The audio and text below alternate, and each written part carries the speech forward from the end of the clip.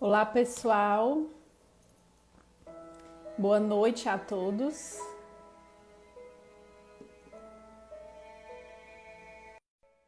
Boa noite, gente. Sejam bem-vindos. Hoje a nossa live do Instituto Revoar vai ser juntamente com o Memorial Fortaleza. Boa noite, Patrícia. Tudo Boa bem? noite, tudo bom? Tá me ouvindo direitinho? Estou ouvindo bem. Bem, gente, e hoje a gente vai falar sobre um tema muito importante, interessante para que a gente possa aprender a lidar com o outro, que é como ajudar uma pessoa que está passando pelo processo de luto. E eu queria poder apresentar aqui a Patrícia. A Patrícia é presidente do Instituto Revoar, é administradora e estuda tanatologia, porque esse é um dos meios da gente poder ajudar as pessoas através do conhecimento. E eu queria hoje poder passar para vocês tudo aquilo que a gente aprendeu durante a nossa experiência nesses últimos tempos. Bom, boa noite. Eu me chamo Patrícia Meireles, né? Como a Elaine já apresentou. Sou presidente do Instituto Revoar e trabalho no Memorial Fortaleza, em toda a rede, as empresas que compõem o grupo há quase 20 anos. Então, nós somos um grupo funerário e a gente tem percebido ao longo da existência da empresa todas essas vivências com as famílias enlutadas, com a dor da despedida, a importância das cerimônias, a forma como a gente elabora esse luto, sempre foi uma responsabilidade que eu pessoalmente assumi de aprender e entender para a gente poder melhorar o serviço que a gente entrega. E dessa preocupação surgiu e nasceu o Instituto Revoar, que cuida da saúde emocional, que gera conteúdo sobre esse assunto.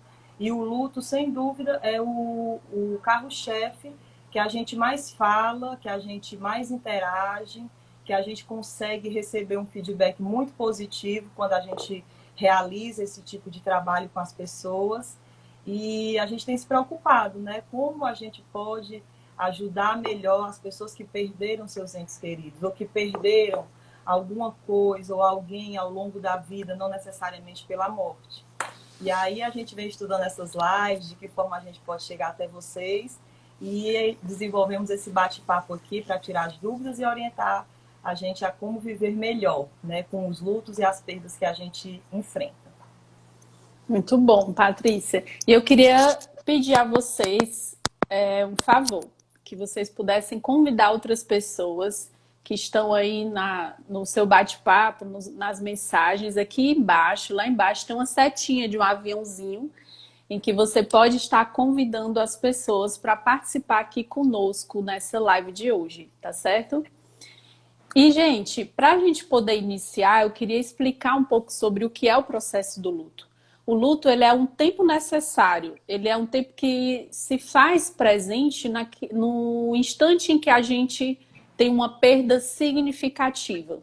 Como a Patrícia bem falou, nós passamos por luto vários momentos da nossa vida, pela morte de um ente querido, e aí vem os lutos simbólicos, que é quando a gente vem à falência, quando a pessoa tem uma mudança nos status da sua vida, quando você se separa, quando os seus filhos saem de casa, quando muitas vezes acontecem com animais de estimações que têm uma vida útil muito curtinha, eles vivem pouco. Então, muitas pessoas, quando realmente têm o amor, o apego por aquele animal, também entram no processo de luto. Então, existem vários momentos em que nós nos encontramos enlutados. Por quê? Porque o luto é o tempo necessário para a gente se readaptar após a perda significativa de algo ou de alguém. E esse momento é realmente que nós passamos vários momentos da nossa vida. Desde o início da nossa vida, nós podemos passar por processo de luto. E aí, Elaine, o que é esse luto? Por que que eu entro em processo de luto? Existe uma frase muito dita, né, dentro da tanatologia, é que o luto é o preço do amor. Se nós temos amor e temos apreço por uma pessoa, nós sim vamos entrar nesse processo de luto. E E muitas vezes, sim, só fazendo uma colocação, quando a gente coloca assim, o luto é o preço do amor. E o amor, ele é um sentimento muito único, né? E muito particular. E a gente encontra muitas vezes uma não validação ou um preconceito quando a gente vê determinadas pessoas sofrendo por determinadas perdas. Então, as pessoas, quando não é um luto socialmente validado, as pessoas ficam, mas está chorando por causa de uma plantinha, está chorando por causa, sei lá, verdade. um bebê que nem nasceu, que nem existiu, que estava só nos planos, ou por um animal de estimação. Então, isso vai da gente trabalhar desmistificando os nossos conceitos de luto, porque a gente precisa entender que o luto do outro é muito particular e ele vai sofrer por aquilo que ele ama.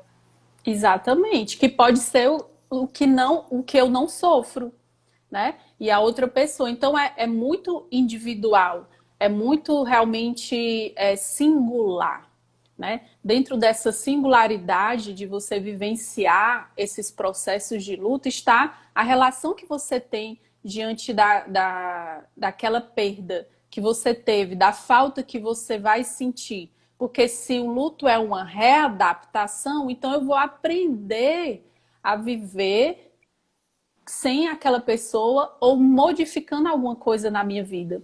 Quando uma pessoa diz assim, mas eu me separei porque eu quis me separar. Então, eu vou vivenciar o luto, sim, mesmo assim. Por quê? Porque você mudou a sua vida, você vai mudar a rotina dela, você vai se readaptar a ela, né? E para que a gente também possa entender que esse luto, seja ele o não validado, seja o que você conhece mais, que você mais ouve falar, que é a perda realmente significativa de alguém, é você respeitar o tempo do outro. Quantas vezes a gente, diante das relações, diz, fulano não sentiu nada, ele não chorou, ele não parou a vida dele, tudo acontece, tá acontecendo normalmente. E diante dessas situações, muitas pessoas julgam o outro, a forma como o outro sente. E não tem que julgar, porque o outro, cada um vai sentir da sua forma. Muitas vezes, algumas pessoas guardam seu luto, em algum momento ele vem. Ele pode vir depois de alguns anos, às vezes até com uma perda que você diz, nossa, mas só por isso essa pessoa se desestabilizou. Pode ser que por conta do acúmulo e de não ter vivenciado aquelas emoções naquele momento, a pessoa possa vir com um peso maior, um peso mais forte emocional. Então, o luto, ele sempre vai ter uma necessidade de ser vivido. Se a pessoa não consegue vivenciar naquele momento, em algum momento vai aparecer. E Uhum. também, Patrícia, existe até outra maneira também da gente entender as pessoas que vivenciam um luto antecipado. Como, por exemplo, tem toda a possibilidade de acompanhar uma pessoa doente, que está acompanhando no hospital, está cuidando, já tá até preparando a sua mente para aquela perda. Então, quando a pessoa vem a falecer, aquele luto ele já pode estar no meio do processo e não sofrer tanto. Por quê? Porque já vivenciou um luto antecipado, A pergunta que eu ia te fazer né?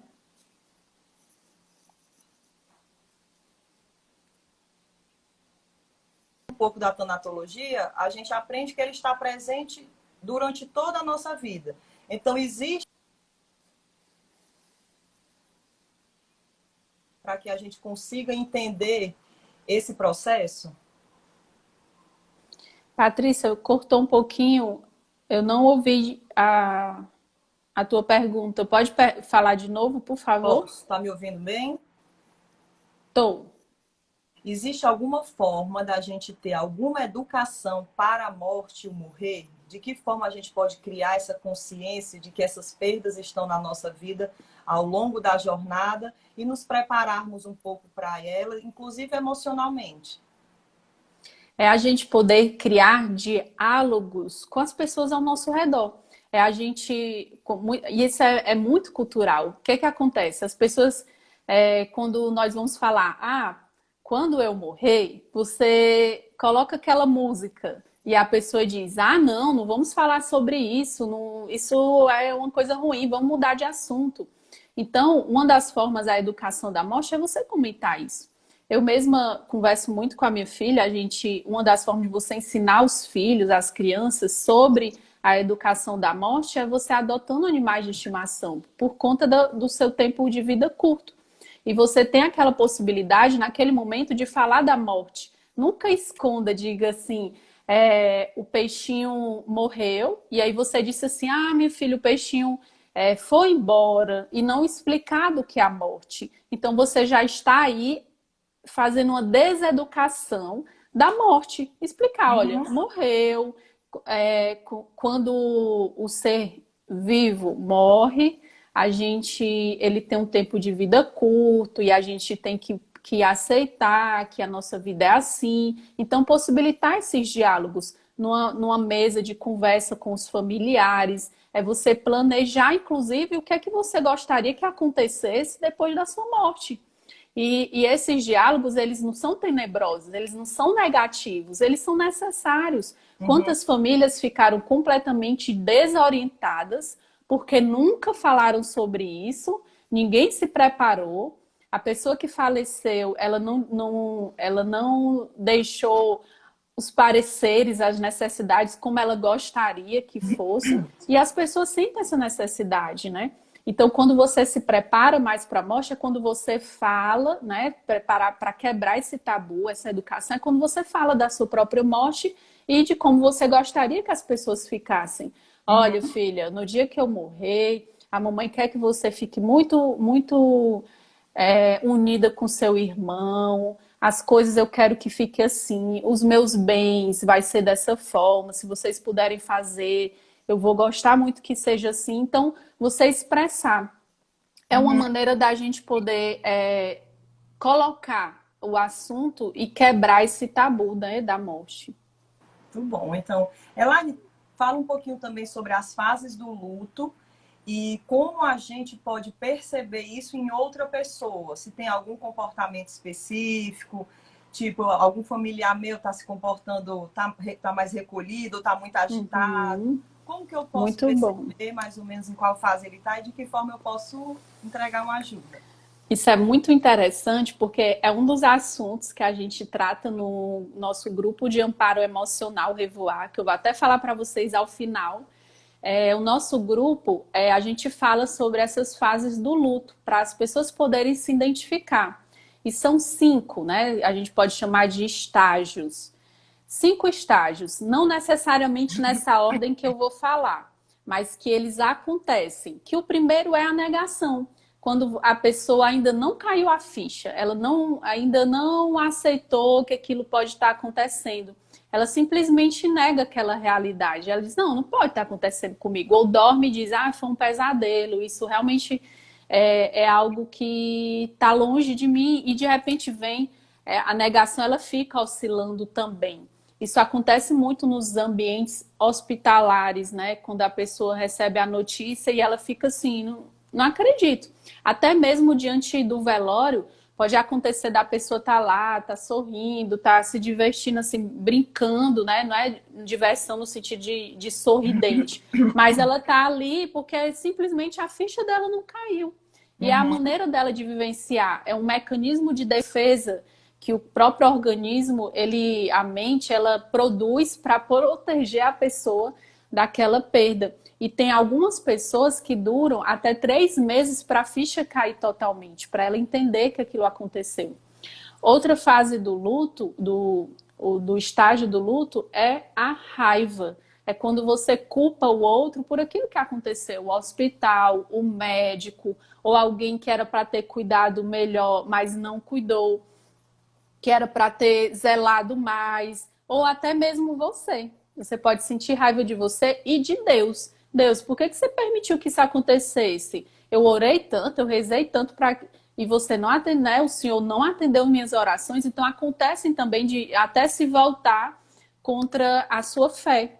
Uhum. Outro estágio do luto é quando a pessoa entra o nome é depressão, mas não necessariamente a doença depressão.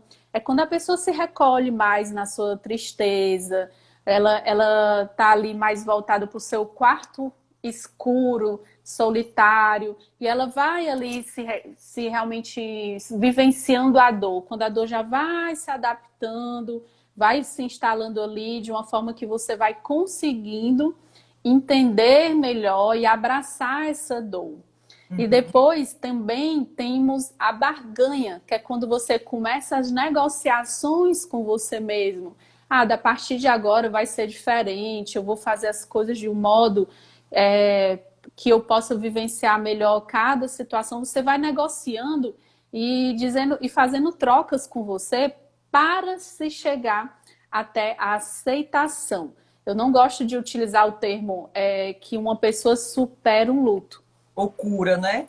ou cura um luto. Ela aceita. É quando ela realmente adaptou aquela falta, aquela mudança significativa que houve na vida dela e ela consegue amenizar a dor. Elane, quando é que eu consigo entender que a dor, né, que eu cheguei nesse momento da aceitação? É quando a dor, ela está dando lugar ali para a saudade. Você lembra, você consegue falar bem sobre o que aconteceu, sem sentir necessariamente aquele choro compulsivo, aquela dor, né, aqueles sentimentos muito fortes, Sofrimento, mas né? o sofrimento, mais uma saudade, né? Isso. Eu acho uma reflexão muito importante quando a gente fala sobre o luto. É tanto a pessoa que está passando pelo luto, como as que estão ao redor dela, entenderem que as coisas não vão voltar ao normal. Não vai existir aquele mundo onde eu percebia aquela pessoa. Ele precisa ser Uhum. reconstruído. Então, tem que ter essa disponibilidade para se entender que vai vir um novo normal. Então, vai vir uma nova pessoa que vai passar por todos esses estágios e, no fim, quando ela conseguir se reajustar e conseguir novamente conduzir a sua vida com as emoções equilibradas, ela realocou aquela pessoa que ela perdeu em algum local interno dela, onde ela vai conseguir se permitir reagir e viver de uma forma normal e anormal. Eu estava conversando com uma amiga e a gente estava exatamente tocando nesse assunto. Uma perda, uma conversa, uma angústia dessa que você sofre, já são fatores suficientes para a gente reajustar a nossa vida. Então, uma perda significativa, como uma morte, ela é um impulso muito grande para a gente reajustar algumas coisas. E aí era isso que eu queria te perguntar. Qual a velocidade desses ajustes? O que é importante a gente ter pressa? O que é importante a gente ter calma? Tanto no auxílio como na própria vivência. É você respeitar o seu tempo, né? O luto, ele tem tempos diferenciados para cada pessoa. O primeiro ano é o mais desafiador. Por quê? Porque você vai viver o primeiro aniversário sem aquela pessoa, você vai naquele restaurante que a pessoa sempre ia com você, ou visitar uma cidade que é a cara dessa pessoa. Então você vai ter os primeiros de tudo, primeiro Natal, primeiro Ano Novo. E essas datas, elas são muito dolorosas no primeiro ano, porque você vai experimentar tudo pela primeira vez. Então, o que você deve ter calma é com as emoções, você ter paciência com o que você sente.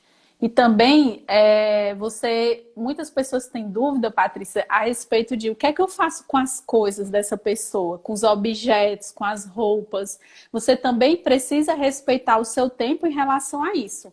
Nem guardar muito por muito tempo, como muitas pessoas dizem, vou deixar esse quarto intocável, ninguém entra, ninguém sai, ninguém mexe em nada. Então, assim, isso já não é tão saudável. Você pode ir indo aos poucos, doando as coisas e guardando aquilo que tem grande significado para você. Uma roupa, um objeto, um cordão, algo que você realmente tenha uma história para contar, mas ir se desfazendo aos poucos faz se necessário, você não pode manter tudo. E outra coisa, Patrícia, é não tomar decisões nesse momento de luto, como vou vender a casa, vou comprar outra coisa, vou me mudar dessa cidade, né? Porque ali você está envolvida com várias emoções, porque a Uhum. morte, ela deprime, ela machuca, né? Mas o luto, ele é exatamente esse tempo necessário que você vai readaptar as emoções, que você vai entender melhor o que você está sentindo, e então, depois disso, você tomar melhores decisões. Então, é ter Uhum. calma nisso, ter tranquilidade em tomar decisões.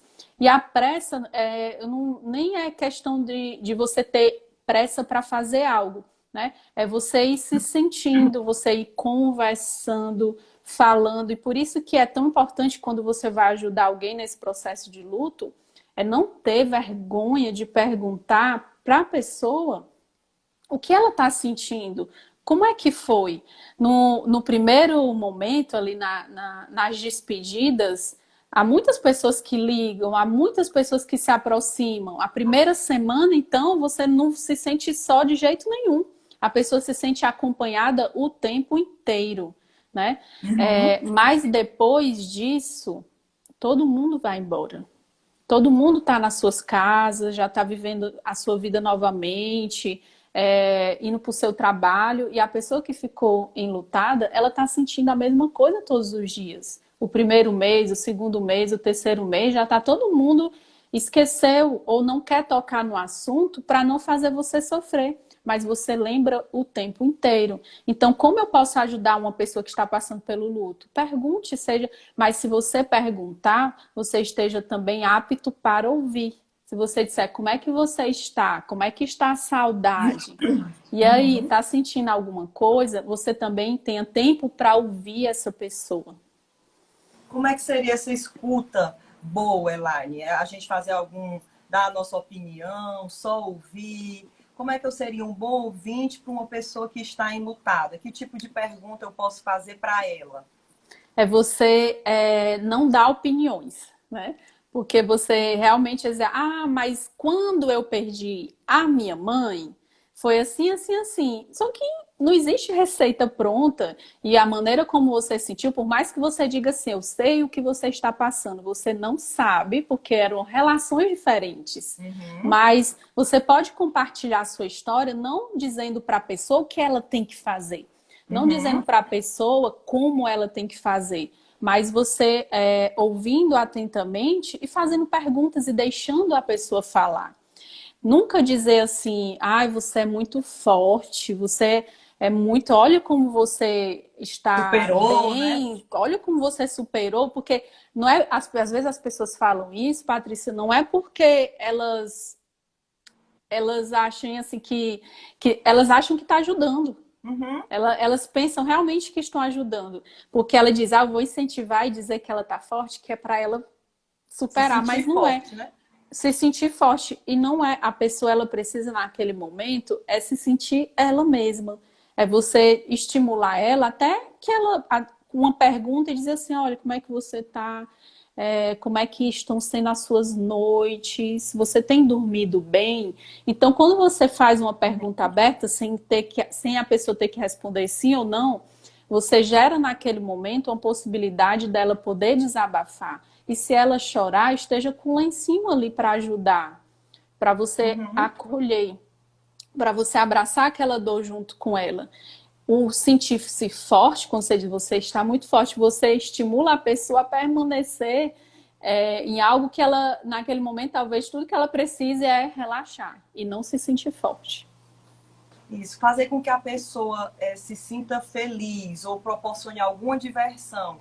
É deselegante, é desaconselhável.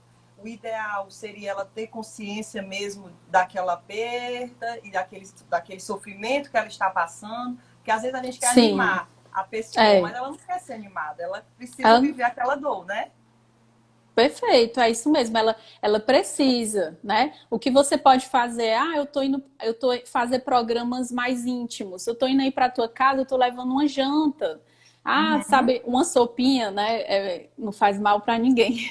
É. Uma sopinha. E você dizer assim, ó, eu tô levando uma sopinha pra gente tomar junto, pra gente poder conversar, Uhum. e falar e permitir que a pessoa fale. Nesse momento, não é o momento de você tirar aquela pessoa do sofrimento ali, da maneira como ela está vivenciando, ou criticar, ou demonstrar que você acha que aquela não é a maneira certa. Mas você, aos poucos, se fazer presente.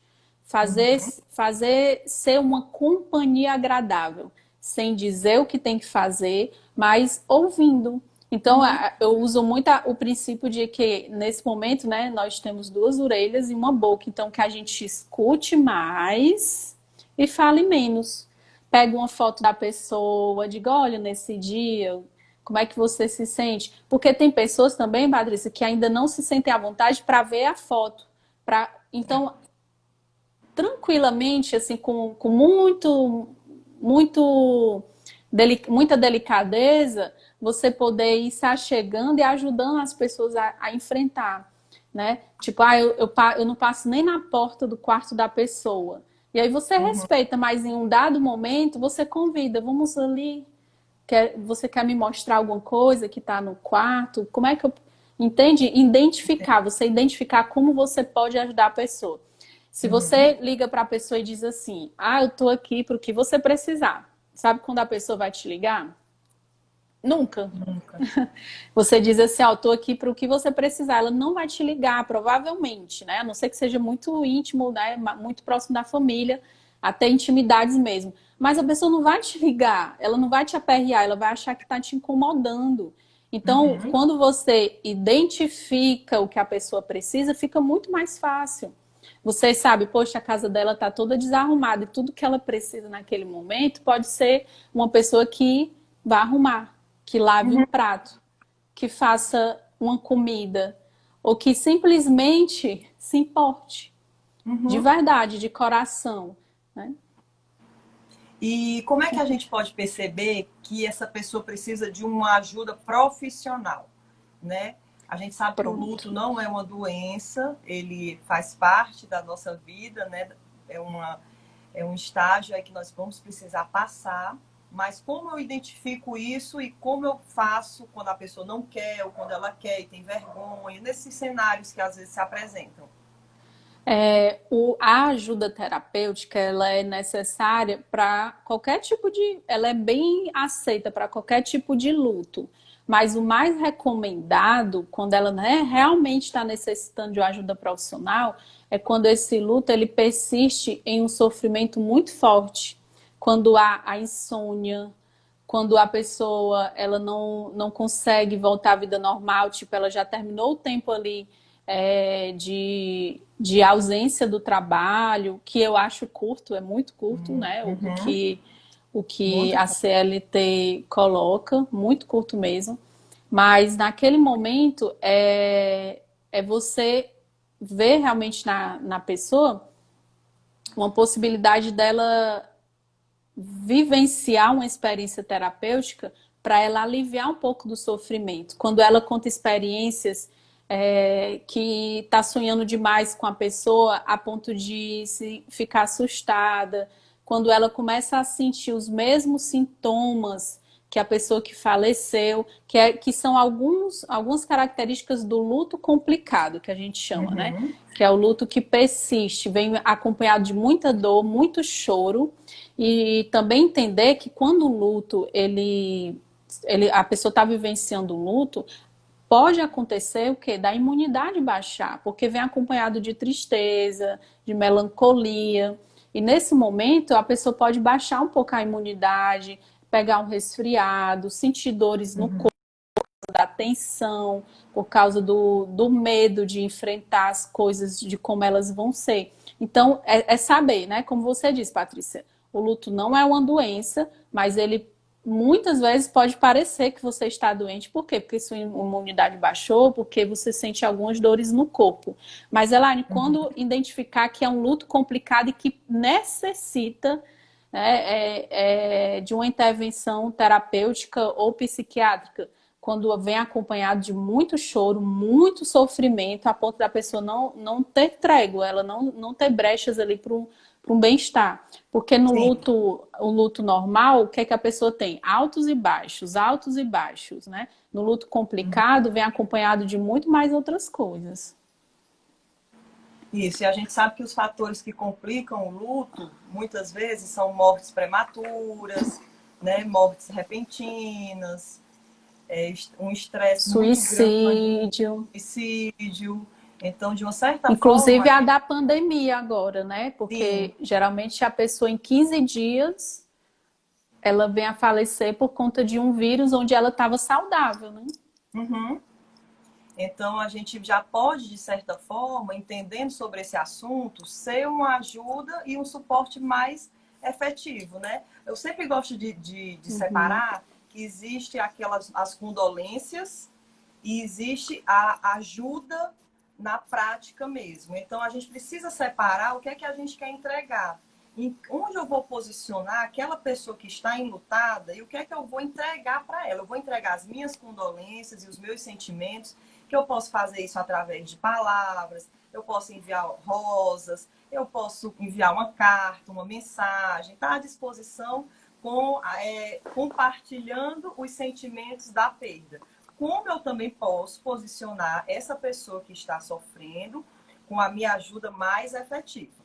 Que aí é onde eu escuto, é onde eu ligo, onde eu acompanho o dia a dia dela, ou de longe, ou de perto, através de alguém que tem um contato maior. Eu estou me dispondo a estar realmente preocupada com uma melhoria dessa pessoa. Então, quando a gente decide que tipo de ajuda ou como a gente quer se posicionar em relação a esse enlutado, a gente consegue ter uma ação mais eficiente, né? E verdadeira. Porque eu quero prestar só meus sentimentos porque eu não tenho condições de ajudar de outra forma. Então, não me comprometo com essa outra ajuda, porque aí vai gerando mais frustração ainda numa pessoa que já está esperando, né, que as coisas de alguma forma se organizem. Então, eu preciso delimitar isso para poder entregar o meu melhor também como auxílio. É verdade, né? E isso tudo é uma sensibilidade que você adquire, né? Adquire perante o conhecimento sobre o que é o processo de luto. Uhum. É o que a gente tem certeza na vida, é que nós um dia vamos morrer e perder alguém que amamos. Mas a gente precisa se preparar entendendo esses processos, né? A gente Isso. tem aqui nossa região, né, o território ocidental, ele tem muitos tabus em relação a isso. E esse é um projeto, né, que a gente faz, esse trabalho aqui junto com o Instituto Revoar, é de justamente fazer com que as pessoas sintam um pouco mais de naturalidade em falar, comentar e conversar sobre isso. Porque Isso. nós somos os educadores da próxima geração. E que a gente possa realmente quebrar esse tabu e tornar algo mais de vivenciar com mais naturalidade. Isso. Eu tenho uma outra pergunta aqui para a gente continuar. O que é que eu posso fazer na prática quando eu reconheço que eu estou sofrendo por isso, foi por causa dessa perda? Então, assim, que ações eu posso colocar dentro do meu dia a dia que podem trazer uma melhoria do meu ânimo, né, da minha energia? O que é que eu posso fazer em termos de atividade ou de ações, de hábitos? Que hábitos saudáveis eu posso desenvolver para tentar ir mudando ou ir vivenciando mesmo essas etapas do luto?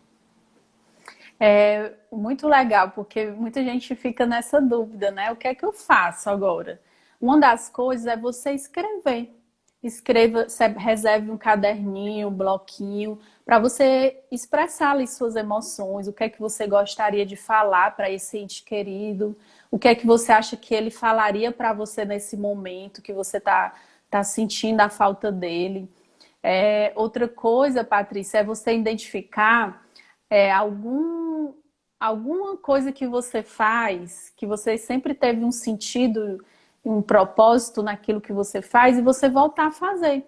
pode ser alguma atividade artística, pode ser um grupo de voluntários, ajudar outras pessoas. Muitos projetos aí na vida, eles surgiram a partir dessa ausência, dessa perda.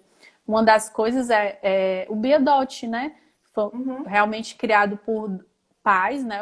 Os pais da Bia, que havia falecido por suicídio. E eles replicaram a ajuda que eles necessitaram naquele momento e deu sentido para a vida deles. Então, quando você encontra um sentido para a sua vida e coloca em prática, vai fazer toda a diferença. Ah, eu vou plantar um jardim, eu vou voltar a andar de bicicleta, eu amo a praia e me faz bem, então eu vou com mais frequência. Ou então eu vou no lugar que aquela pessoa sempre se divertia comigo. Eu vou naquele parque, né? Então você pode começar a planejar essas atividades aos poucos, no seu tempo, mas que precisam ser colocadas para você até perder o medo, né? Porque quando uma pessoa que está em luto e ela começa a se sentir bem, ela diz, vixe, por que que eu tô rindo? Eita, por que que eu tô sorrindo e feliz? Não tem problema. Como lidar com essa culpa de que, poxa, eu tô me divertindo, mas não tá certo. Então, como lidar com essa culpa que às vezes a pessoa sente, o enlutado sente, de estar voltando à vida normal? Né? Eu não vou passear, eu não vou viajar porque eu tô de luto e fica estranho, né? Realmente é bem peculiar, né? Da pessoa ter essa dúvida. A forma de você lidar com essa culpa é você repetindo para você, criando um diálogo interno na terceira pessoa. Por exemplo, Elaine, você fez tudo que podia ser feito. Você fez o que era necessário naquele momento. Ah, mas eu deveria ou eu poderia ter feito algo diferente. Não necessariamente. Naquele momento era o que você podia fazer. Por exemplo, muitas pessoas nesse momento que perderam seus entes queridos na pandemia, podem dizer assim, por que eu não fui na casa dele? Você não foi porque a recomendação era não ir. Porque você não foi porque você estava tentando proteger essa pessoa. Então não tem culpa nisso. É você racionalmente criar esse diálogo interno para que você entenda que você fez o que você poderia ter feito naquele momento. Ah, mas eu podia ter ido lá. Não, mas você não podia porque você tinha outros motivos para isso. E você vai aliviando a culpa do que, o que deveria, o que teria que ser feito. E não necessariamente você deveria ou teria feito. Você fez o que foi possível, o que você podia naquele momento. Né? É como se você quisesse comparar decisões e atitudes de quando você era adolescente para a vida adulta. Naquele momento era o que você tinha na sua mente, aquela maturidade. Hoje você tem outra. E aí a gente vai aliviando a culpa, criando esse diálogo interno e esse canal de você comunicar para você mesmo o que você precisa ouvir. Outra coisa é você perguntar o que essa pessoa diria para mim nesse momento que eu estou sentindo essa culpa, né? E certamente você vai ouvir algo dela, né? Positivo, né? Positivo, que ela vai dizer assim, não, minha filha, você não tem culpa. Né? Vai até te aliviar, você imaginar, porque a gente já imagina na vida, né? Assim, o que é que fulano iria pensar ou falar se eu fizesse isso? Então você pode fazer isso com a pessoa também que faleceu e você vai encontrar respostas. Sem dúvidas, sem dúvidas. Lá a gente sabe que falar sobre a pessoa que a gente ama, que a gente perdeu, é um dos melhores exercícios, né?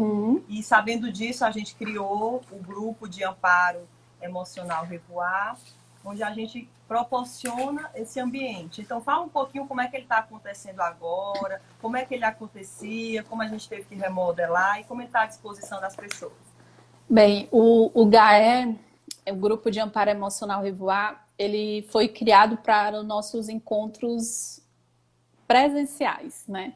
Que acontece lá na capela do Memorial Fortaleza. E lá a gente tinha esse momento próximo.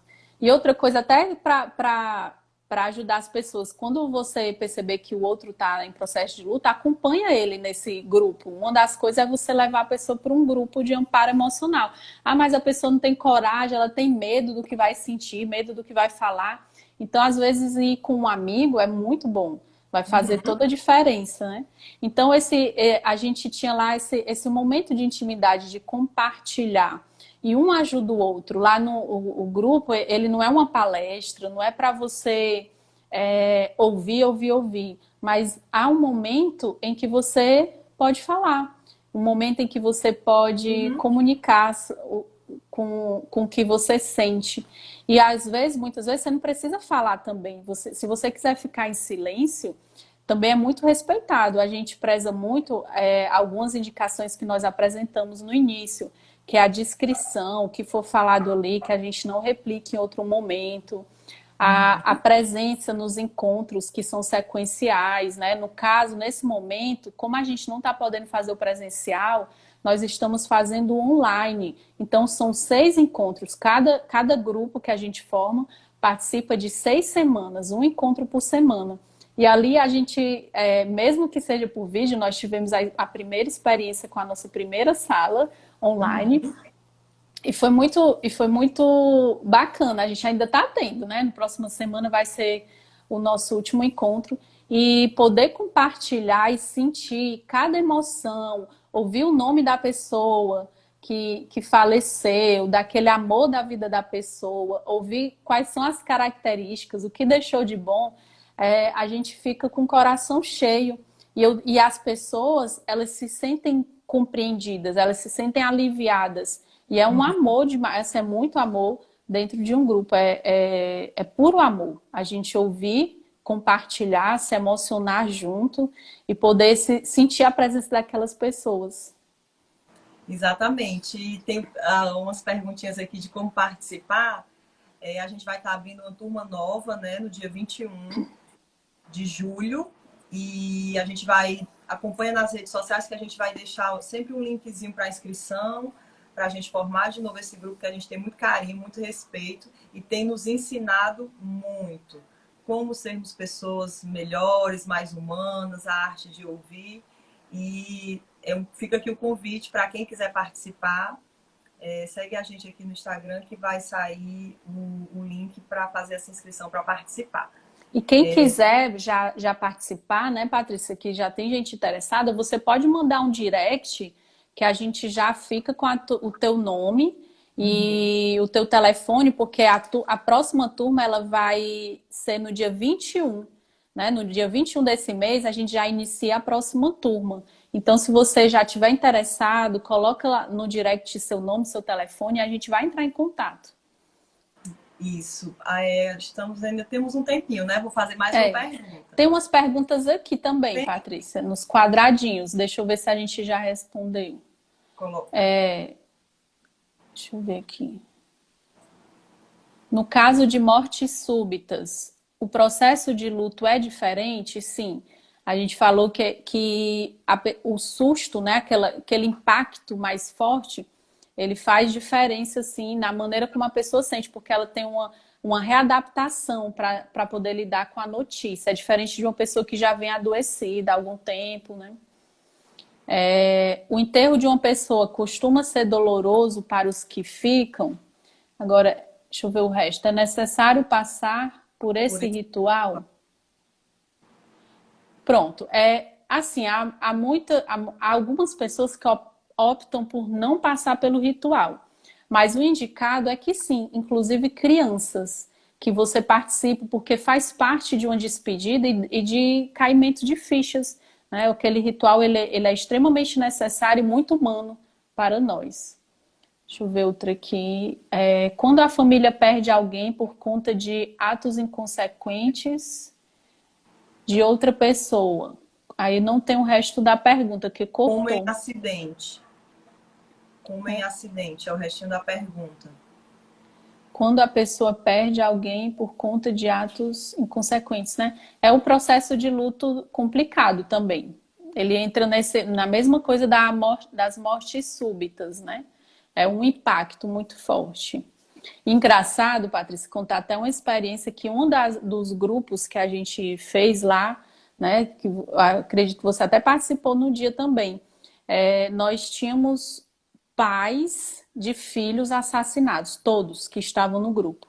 E a gente ficou assim tão impactado e achou assim surpreso pelas mortes serem todas da mesma maneira, assassinato, filhos jovens. E essa roda ela tinha assim 10 pais diferentes, né? E foi muito interessante porque um pôde ajudar o outro a ouvir, a saber, eu não estou sofrendo sozinho, eu não estou A passando dor por essa deles, dor. a dor compartilhada foi mais forte o apoio do que o que a gente falava no grupo, né? Eles poderem se encontrar na dor do outro e de não se sentirem exatamente sozinhos, fez com que eles entendessem e encontrassem ainda mais força juntos do que se fosse um grupo mais misto ou independente do profissional que acompanhasse essa roda. E foi muito interessante, assim, uma sinergia muito forte, né? Tem mais alguma? Se não tiver, eu tenho. Pode fazer. A minha pergunta é para profissionais que trabalham na área de saúde, no setor funerário e lidam diretamente com pessoas enlutadas. Como eles podem trabalhar, entregar um trabalho humano, né, sensível, sem assimilar tanta dor e tanto sofrimento e fazer com que aquilo desequilibre eles emocionalmente? É muito importante essa sua pergunta, porque isso também é a mesma coisa dos terapeutas, né? Uhum. Tipo, nós terapeutas, nós recebemos pessoas com várias questões, né? E nós nos sensibilizamos, nós somos bem humanos, nos aproximamos da pessoa, mas a gente não leva aquilo para dentro, porque já pensou se nós tivéssemos todo aquele sofrimento, aquelas perdas, as dores dentro de nós, se a gente levar.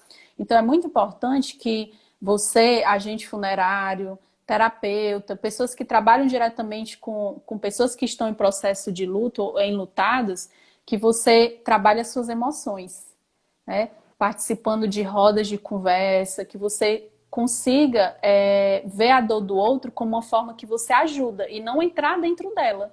Então, para que a gente não entre dentro da dor do outro, eu preciso trabalhar as minhas questões. Eu preciso estar conseguindo realocar aquelas emoções de forma que naquele momento eu dou todo o suporte, eu sou sensível, eu sou humano, mas eu não vou entrar dentro daquela dor para mim. Né? É a mesma coisa, eu lido com muitas pessoas que a gente, né, tá ali naquele grupo, muitas pessoas nós sentimos mesmo. Nós estamos ali diretamente lidando com a perda do outro.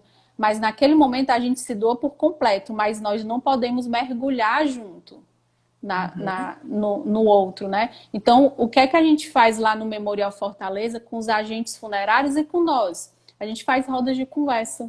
Nós trabalhamos as nossas emoções, nós explicamos. Quando há um velório mais forte, que houve muito sofrimento, houve muita dor, né? Até mesmo dos familiares, a gente comenta isso. E quando a gente fala, quando a gente verbaliza, nós conseguimos elaborar melhor e também adaptar aquilo dentro de nós, né?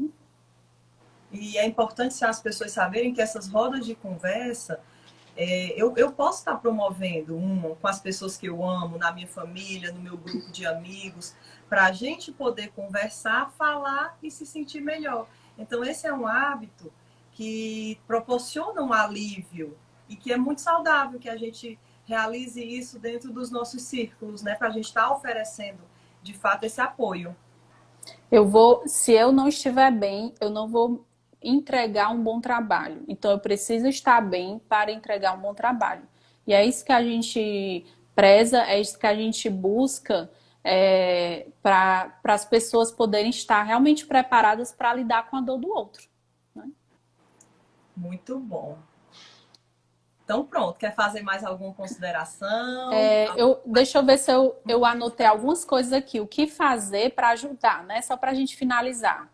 Certo. Faça uma atividade junto com a pessoa que ela goste. Pode ser cozinhar, pode ser plantar uma flor, uma árvore, né? Ou ler um Uhum. livro junto com a pessoa. Olha, eu estou indo aí para a gente ler um capítulo junto. Outra coisa é você fazer planos para o futuro. Quando é que você quer fazer aquela viagem? O que é que vai ser daqui a um ano? Fazer a pessoa vislumbrar um futuro, né?